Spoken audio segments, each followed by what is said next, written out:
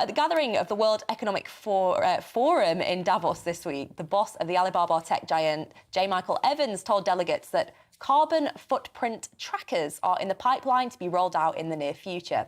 Mr. Evans told the conference the trackers will allow consumers to measure their own environmental impact by monitoring travel, what they eat and what they buy.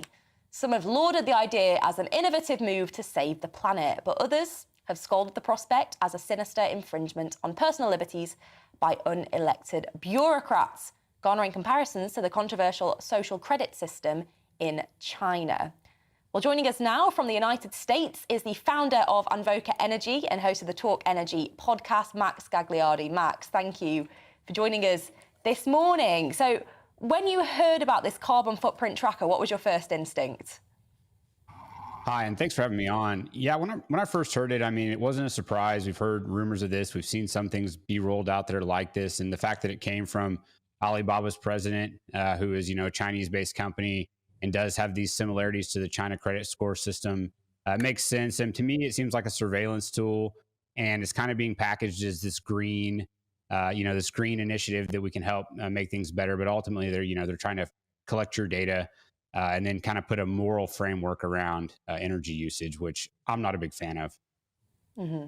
Well, I think personally, I agree with that sentiment. I guess there's one argument, isn't there, that it's good for people to be more aware of the actual kind of carbon impact of their individual actions. Would you kind of accept that as an argument? I mean, I think it comes down to kind of this moralization of energy argument and what is a good use of energy, what is a bad use of energy. And I don't think anybody who's a serious participant in the energy space doesn't think that we need to do better in some ways, but I think that it comes down to what do we do about it? And so, look, if let's say using a corporate jet to go on a business trip versus going on a vacation with your family, who's to decide what's a better use? Who's to decide whether, using lights at your house or a clothes dryer is a better use of energy and what type of energy that you're using? I think trying to put that framework around it is just so subjective and is so nuanced. I think that it is something that could be dangerous, right? Because some people, have the ability to use different types of energy. They can go out and buy a different type of car or, sign up for a solar package for their house. Those are very expensive versus somebody else who's just trying to get by. They may not have those options. So it's just a slippery slope when we look at moralizing energy usage. Mm-hmm. I think for me, Max, as well, one of the things that I find most uncomfortable about it is the fact that the people discussing this at the World Economic Forum, half of them flew there on private jets. It sort of smacks of some level of hypocrisy, doesn't it?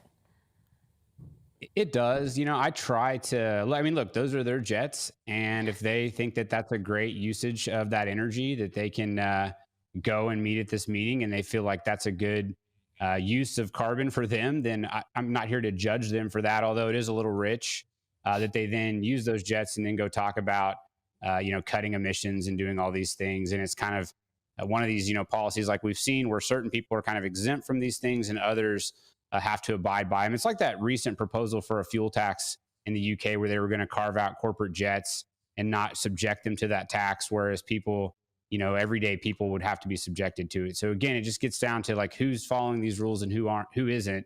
And to me, like it's an easy thing to pick fun of them about the corporate jets, but ultimately that's their decision and that's the energy they decided to use. Mm-hmm. And just let's talk for a second about data, because often with these new sort of tracker apps, people do get it, don't they? They're curious. They see their friends getting it. It becomes a bit of a craze, a bit of a trend. But the level of data that would hold about individuals and the way they're living their lives would be huge, and if in the wrong hands could be quite sinister, couldn't it?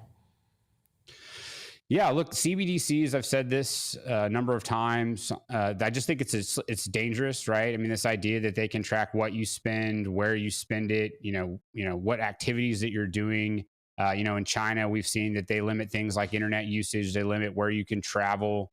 Ultimately, when you apply that technology to money, money is the basis of all freedom. If you can't go somewhere and spend money on something or give money to your favorite organization or charity, like we saw with the Canadian trucker protest in Canada and what they went to go then turn those people's bank accounts off. I mean, I would argue that, access to money is kind of a basic human right. And if they can turn that access off or decide what and when you can spend your money, do we really have freedom? I mean, at the end of the day, if you can't do the basic things you need to do, which require money, it just, again, it becomes kind of a dangerous side effects to these tracking programs. Well, Max, thank you for your time this morning. Max Gagliardi there, co-founder of Anvoca Energy and host of the Talk Energy podcast.